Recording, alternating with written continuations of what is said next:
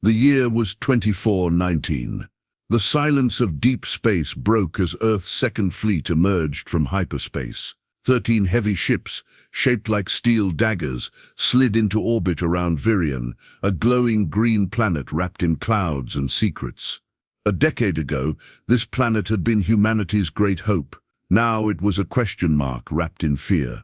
Commander Lyra Holt stood at the main viewing deck of the flagship Aegis. Her dark uniform reflected the pale light of the nearby star. Her hands stayed behind her back, tight and still. Her eyes, however, moved constantly, scanning the planet's surface, watching the readouts, listening for anything. The room was quiet, filled only with the soft hum of the ship and the tapping of control panels. Officers worked at their stations. They didn't speak unless necessary. Everyone knew what had happened to the First Fleet, or rather, what hadn't happened. No one ever heard from them again. Status, Lyra said. Orbit achieved. Planet rotation matches projections, replied Ensign Marlowe. No hostile signals detected. Yet, Lyra nodded. Keep the fleet tight. No one breaks formation. She stepped away from the window and turned toward the command table. A 3D map of Virion floated in the air above it, displaying regions rich with the planet's most valuable resource, Zenite crystals. These glowing minerals powered Earth's newest technology. They were also the reason Earth had come to Virion in the first place. And Lyra feared, the reason the First Fleet never came back.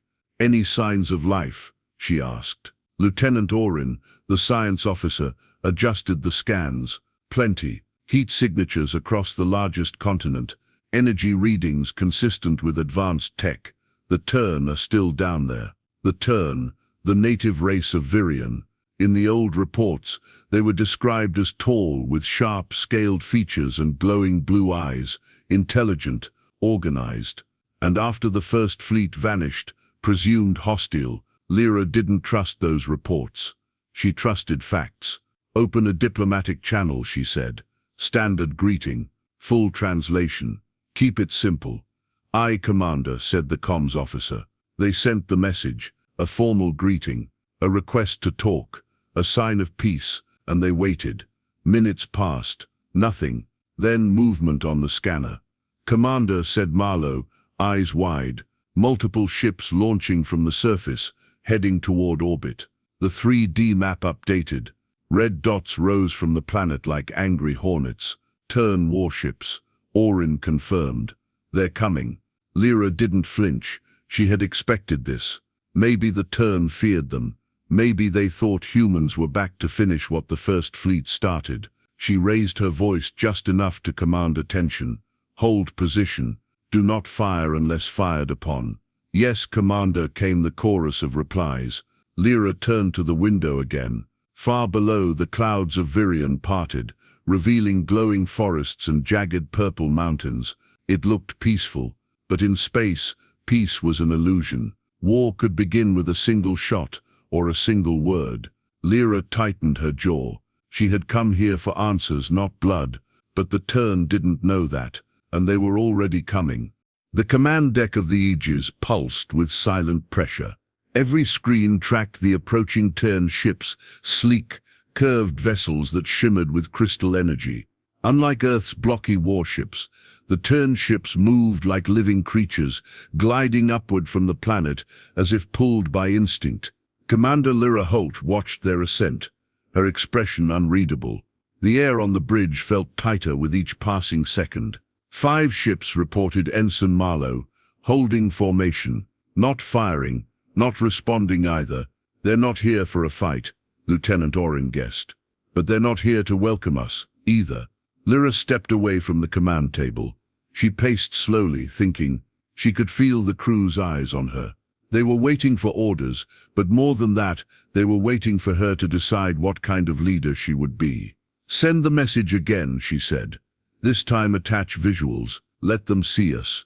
The communications officer tapped in the command. A video feed showed Lyra standing still, arms by her sides. This is Commander Lyra Holt of the Earth Fleet. We come in peace. We are not your enemies. We only seek to speak. The message flew across space like a whisper in a storm. Still no reply. Lyra clenched her jaw but didn't show frustration. Instead, she turned to her senior officers and said, "Prepare a landing team, small group, non-combat. I'm going down there." The officers stared at her. Commander Lieutenant Vega began, "That's dangerous. We don't even know if they'll let you land." "We don't," Lyra said. "But if we stay up here, nothing changes. They think we're just like the First Fleet. We have to show them we're not." After a short pause, Vega nodded. "I'll go with you." "No," Lyra said. "I need you here in case things go wrong. Choose 2 officers. Keep it light." Within 20 minutes, the small shuttle was ready.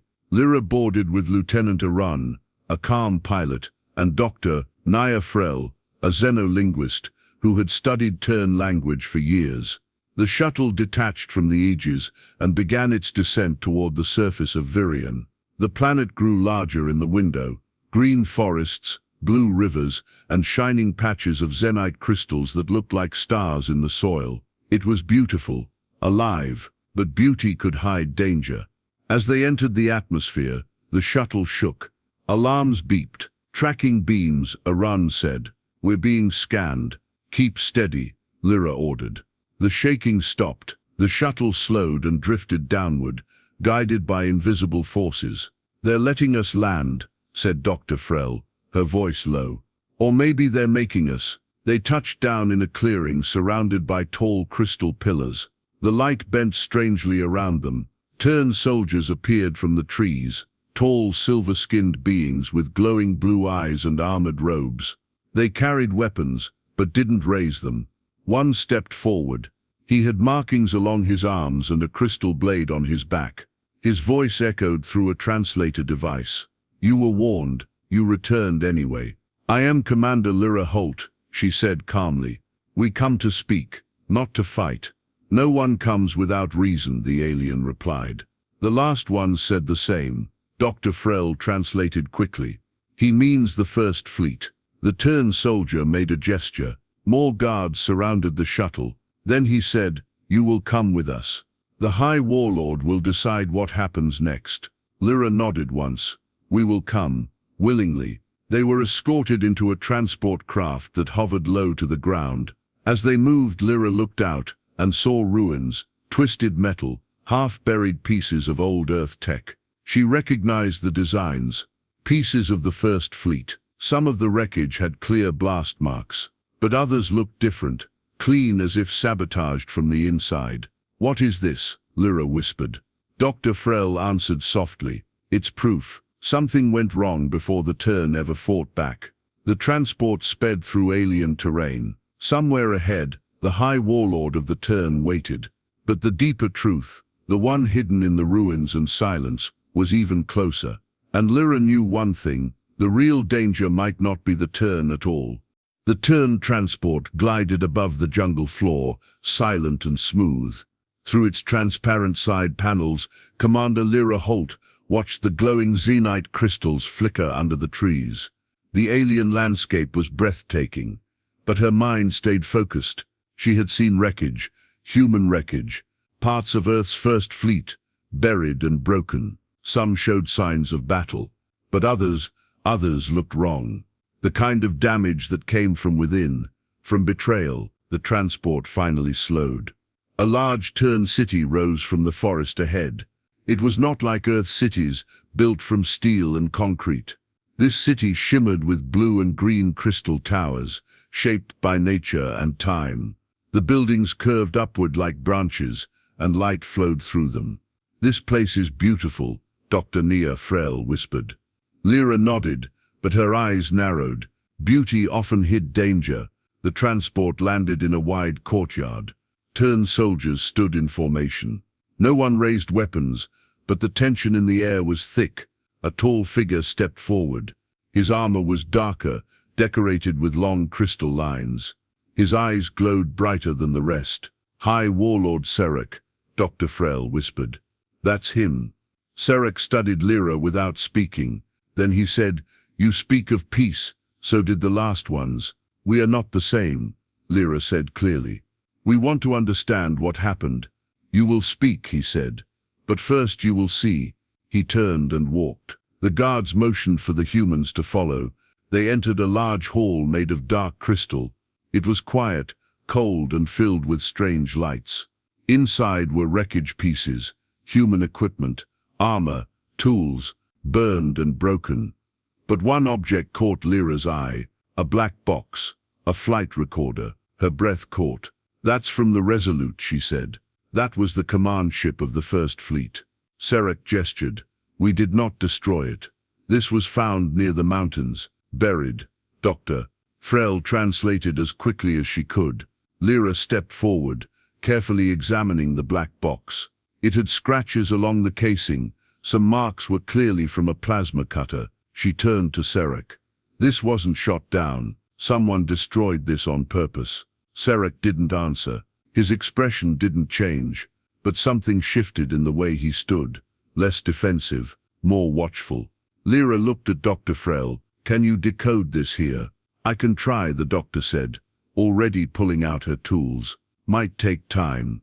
While Dr. Frel worked, Lyra noticed a younger Tern standing near the wall. He was slimmer, less armored, and his crystal markings were still faint. He watched her closely, curious. "You speak our words?" Lyra asked him gently. The young Tern hesitated, then nodded. "I learn, I listen." Lyra stepped closer. "What is your name?" "Kor," he replied.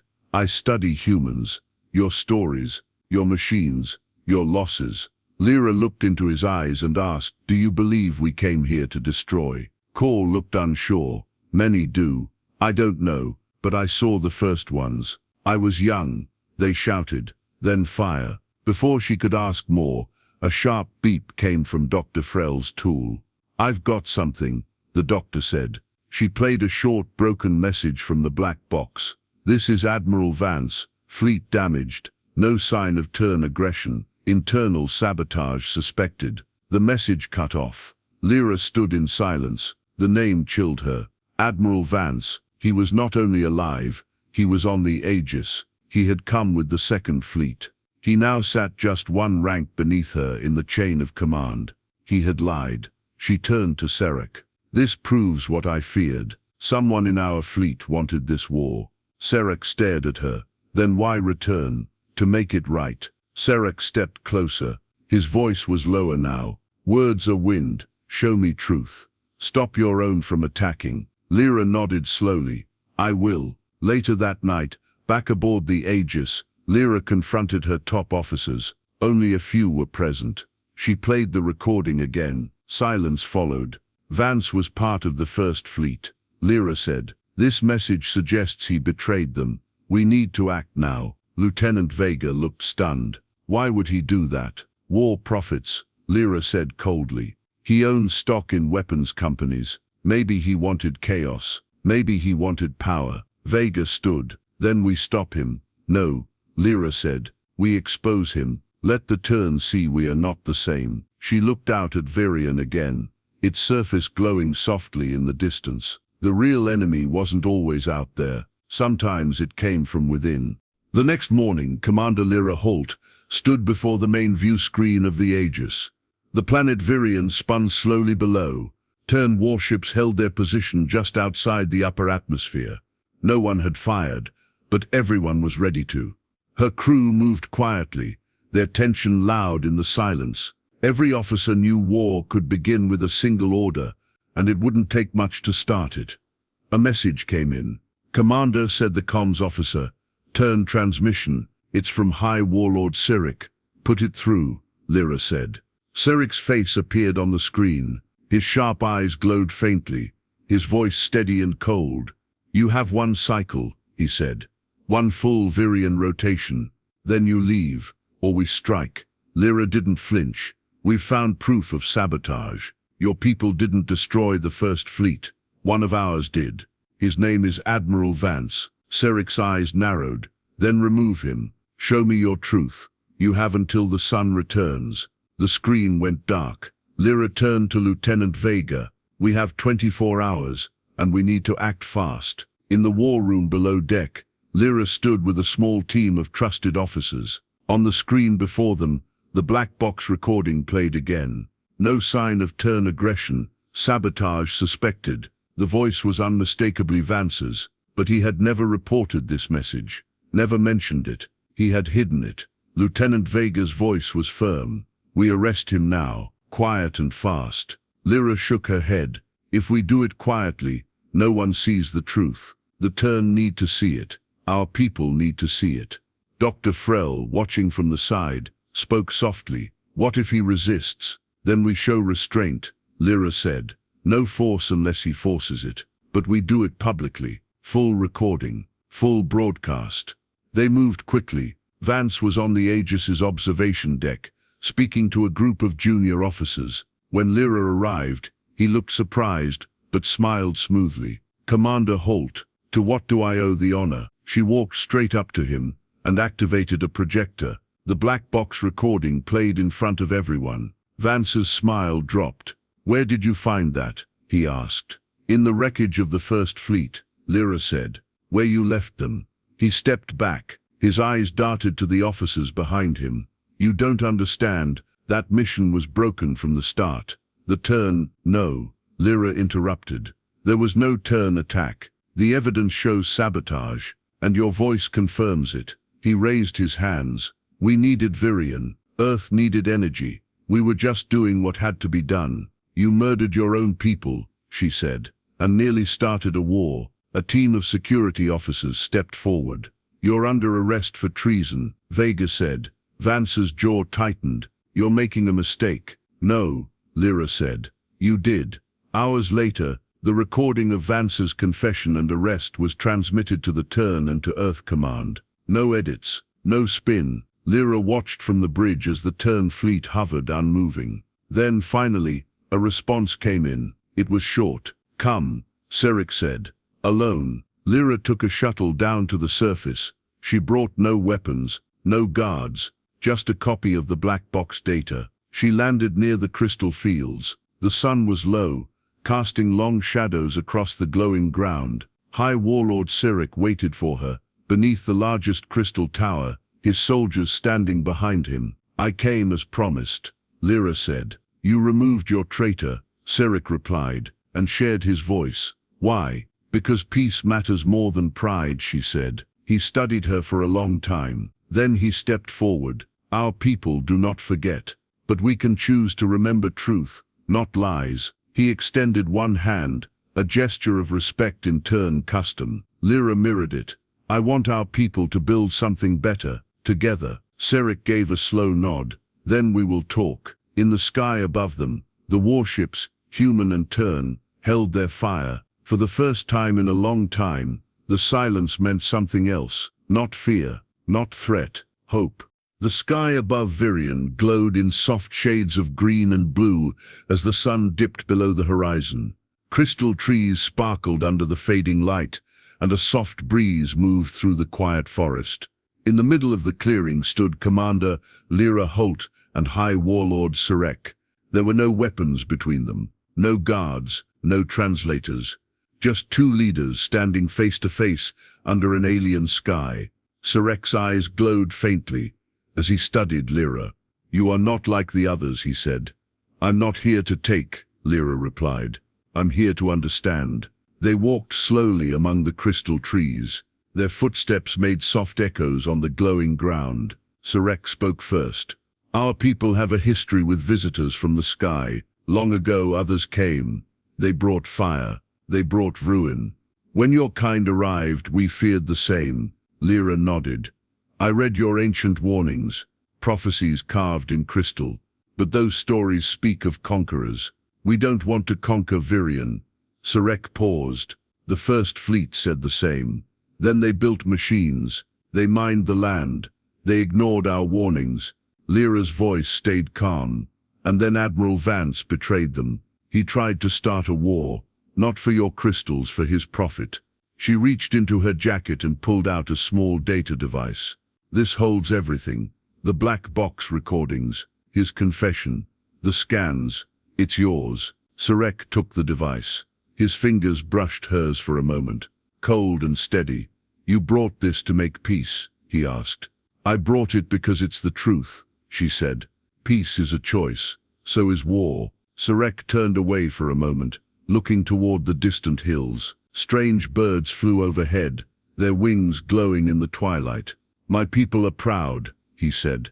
"They remember what was done. Some still want revenge." "I understand," Lyra said. "Some of mine do too." He looked back at her. "Then how do we move forward?" Lyra took a breath. "We build something together, a place where our people can talk, learn, live. A neutral city, a shared station, call it what you want, but it has to be both of ours." Sarek was quiet for a long moment. "You risk much coming here," he said. "Unarmed, alone." "I had to," Lyra said. "Trust has start somewhere." Sarek walked toward the edge of the clearing. He tapped a crystal panel built into a stone. A small device lit up, a signal. Above them, Turn ships shifted position. They moved back slightly, away from the Earth fleet. At the same time, aboard the Aegis, Lieutenant Vega saw the change. "They're pulling back," she said. "They're standing down." One by one, the Earth fleet matched the movement. No shots were fired, no threats made. Just distance, space, a pause, a breath. Back on the surface, Sarek turned to Lyra. "We will talk," he said. "We will listen." She nodded once. "That's all I asked." As the sun finally disappeared, both leaders stood in silence, knowing the path ahead would not be easy, but it would be possible. Somewhere deep within the forest, the first foundations of peace had been set.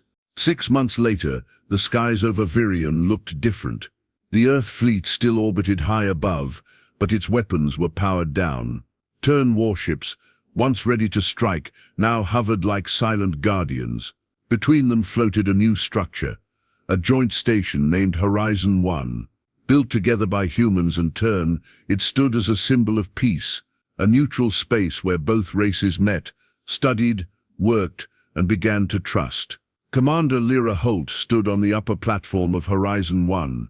Through the clear panels, she could see Virion below, lush green forests, glowing rivers and crystal valleys stretching into the horizon. The planet no longer felt like a battlefield. It felt like something new, something shared. The door behind her opened.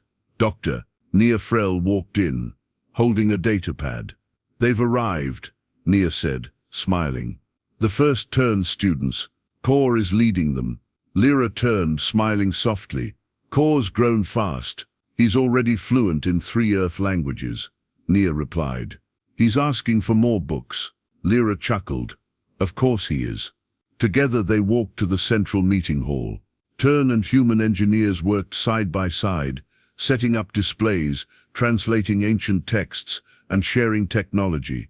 Children, some human, some Turn, stood in small groups, looking up at models of planets and stars. At the center of the room stood Kor, now wearing a light ambassador's robe. His crystal markings had deepened, showing his maturity. When he saw Lyra, he gave the traditional Turn greeting, an open hand over his chest. "Commander Holt," he said. "Today is a good day." "Yes," she said. "It really is." Outside the station, ships passed quietly. No alarms, no fear, just movement and purpose.